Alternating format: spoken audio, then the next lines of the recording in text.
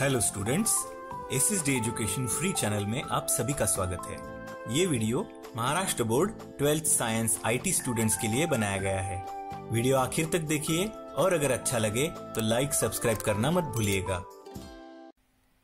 आज हम देखेंगे standard 12th science IT chapter 4 जो कि है इमर्जिंग टेक्नोलॉजीज, उसके एक्सरसाइज और सॉल्यूशंस। तो सीधा बढ़ते हैं एक्सरसाइज की तरफ। एक्सरसाइज में पहला क्वेश्चन है फिल इन द ब्लैंक्स।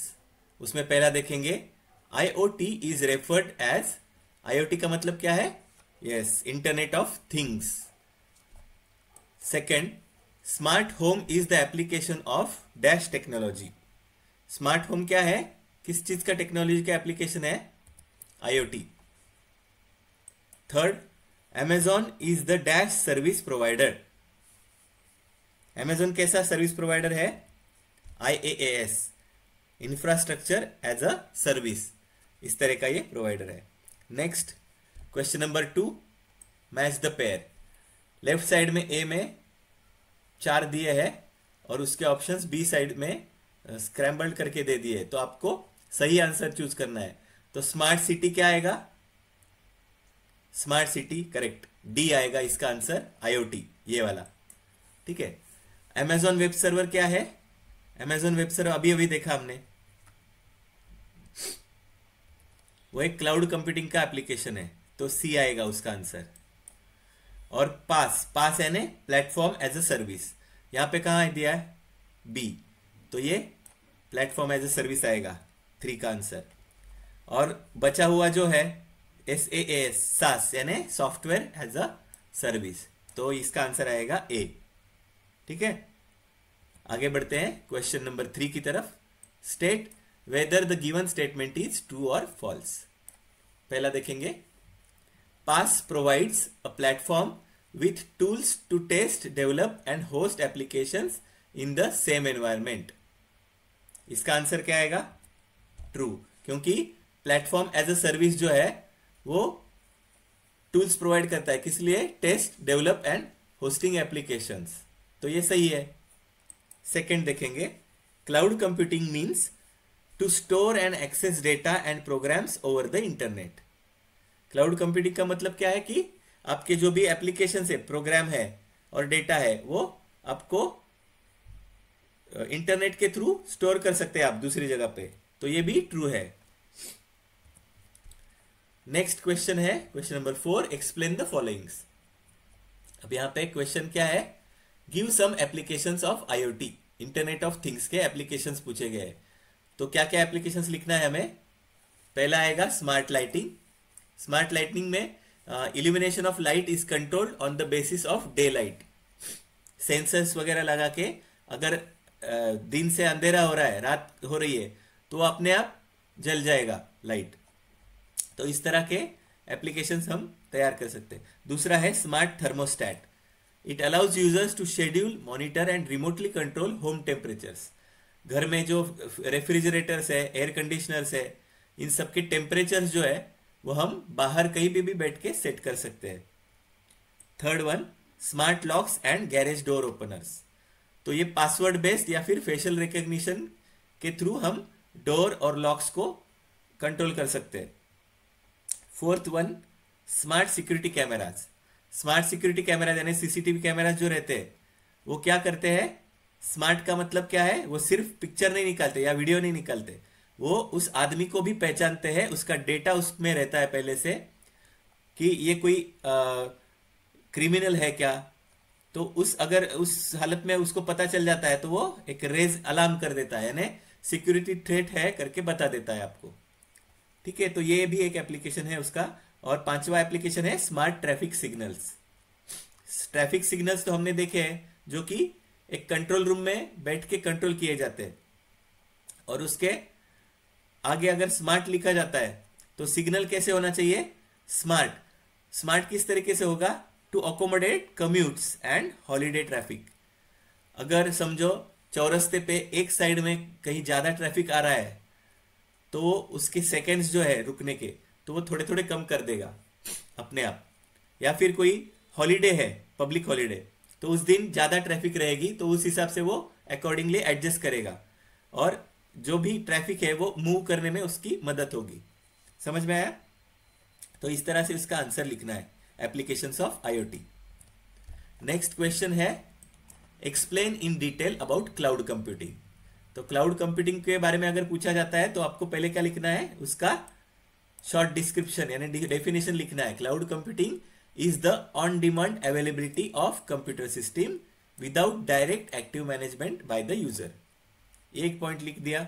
दूसरा पॉइंट लिखना है there are 3 primary service models of cloud computing. कौन कौन से है?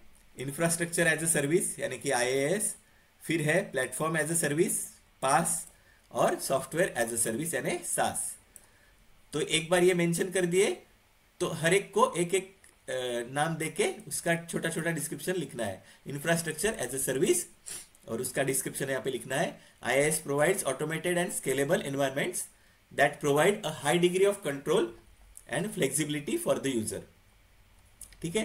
दूसरा लिखेंगे platform as a service PaaS, a service provider offers access to cloud based environment in which users can develop, manage and deliver applications. तो ये 2 हो गए। उसके बाद नेक्स्ट क्या है?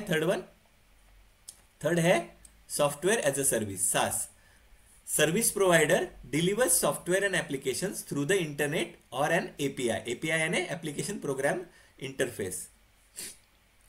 उसके बाद में क्या लिखना है हमको? ये तो हो गए उसके सर्विस मॉडल्स, हाँ, IaaS, PaaS और SaaS। अब लिखना है there are 3 basic types of deployment of cloud computing. Cloud computing deploy कैसे होता है? तो 3 तरीके से होता है। कौन कौन से तरीके? पब्लिक, प्राइवेट और हाइब्रिड। तो उनका छोटा सा डिस्क्रिप्शन लिखना है। In public cloud all the services and supporting infrastructure are managed off site over the internet and shared across multiple users. ये लिखना है। प्राइवेट में क्या लिखना है? Private cloud provides IT services through the internet और a private network to selected users rather than to the general public. ठीक है। और हाइब्रिड का मतलब क्या है? इन दोनों का मिश्रण यानी hybrid cloud environments combine both public and private cloud elements. ठीक है। नेक्स्ट क्वेश्चन है question number 3, explain models of cloud computing. तो अभी हमने देखा कि कौन कौन से मॉडल है। There are 3 primary service models of cloud computing. एक तो है IaaS, दूसरा है PaaS, तीसरा है SaaS। पिछले क्वेश्चन में जो हमने आंसर्स लिखे वही हमको लिखने हैं। सिर्फ इसमें ऐड क्या करना है, अगर ये ज्यादा मार्क्स के लिए आता है तो इसमें ऐड क्या करना है, ये पहला डेफिनेशन लिख दिया कि IaaS gives user access to storage, networking, servers and other computing resources via the cloud. दूसरा पॉइंट लिखना है हमें while the user is still responsible for managing their applications, data, middleware, etc. इसके बाद IaaS क्या प्रोवाइड करता है वो लिखना है। IaaS provides automated and scalable environments that provide a high degree of control and flexibility for the user. ये 3 point लिख दिए। उसके बाद में हमें लिखना है एग्जाम्पल। ये जो सर्विस मॉडल है इसका एग्जाम्पल क्या है? IaaS का Amazon web services, AWS, EC2 यानी Microsoft azure virtual machine VM, फिर है Google compute engine, GCE etcetera. ये इसके एग्जाम्पल्स है IaaS के। ये आपको याद रखने हैं क्योंकि ये फिल इन द ब्लैंक्स में आ सकते हैं या फिर ट्रू फॉल्स में आ सकते हैं, मल्टीपल चॉइस क्वेश्चन में भी आ सकते हैं। ठीक है। नेक्स्ट है platform as a service PaaS। इसका भी हमें लिखना है a service provider offers access to a cloud based environment in which users can develop, manage and deliver applications. इसके बाद लिखना है इसका second point, in addition to storage and other computing resources users are able to use a suite of pre built tools to develop, customise and test their own applications. ठीक है। ये लिखने के बाद इसका भी एग्जाम्पल लिखना है। कौन कौन से एग्जाम्पल है? AppFog, OpenShift और Salesforce। ये है PaaS के एग्जाम्पल्स यानी प्लेटफॉर्म एज ए सर्विस के examples. Third one is software as a service SaaS, a service provider delivers software and applications through the internet. Users do not install application on their local devices. Instead, the application reside on a remote cloud network access through the web or an API. Application programming interface के through वो access कर सकते हैं और वो उनके खुद के कंप्यूटर पे इंस्टॉल नहीं रहता। इसका भी एग्जांपल देख सकते हैं हम, क्या है, गूगल्स जी सूट, जिटहब और सैप, स्लैक्स, ड्रॉपबॉक्स। अब आपके पास अगर एडोब क्रिएटिव क्लाउड है, सीसी, तो वो भी एक एग्जांपल है सॉफ्टवेयर एज अ सर्विस का। ठीक है, ड्रॉपबॉक्स भी है। नेक्स्ट क्वेश्चन है, give brief idea about AI. AI यानी आर्टिफिशियल इंटेलिजेंस। तो ब्रीफ आइडिया बोला है तो उसके सभी पॉइंट्स कवर करने की कोशिश करना है। जितने मार्क्स है वो देख के आपको लिखना है। पहले तो क्या लिखेंगे, उसका डेफिनेशन लिखेंगे। Artificial intelligence, AI, is an area of computer science that emphasizes on creation of intelligent machines that work and react like humans. तो ये डेफिनेशन पहले लिखना है आपको। उसके बाद लिखना है AI is different from robotics. Robotics और AI सेम नहीं है, but related to some extent in which machines sense their environment, perform calculations and do physical tasks either by themselves or under the direction of people. ये लिखना है आपको। Third point लिखना है, AI has some सब fields like. AI के सब fields है, कौन कौन से है ये सब फील्ड्स। अगर ज्यादा मार्क के लिए आ रहा है तो ही लिखना है, नहीं तो फिर सिर्फ टाइटल्स लिखने हैं। ठीक है, मशीन लर्निंग एक है। मशीन लर्निंग क्या करता है, it automates analytical model building to find hidden insights in data without being program to look for something in particular और ड्रॉ ए सर्टन कंक्लूजन। दूसरा है न्यूरल नेटवर्क।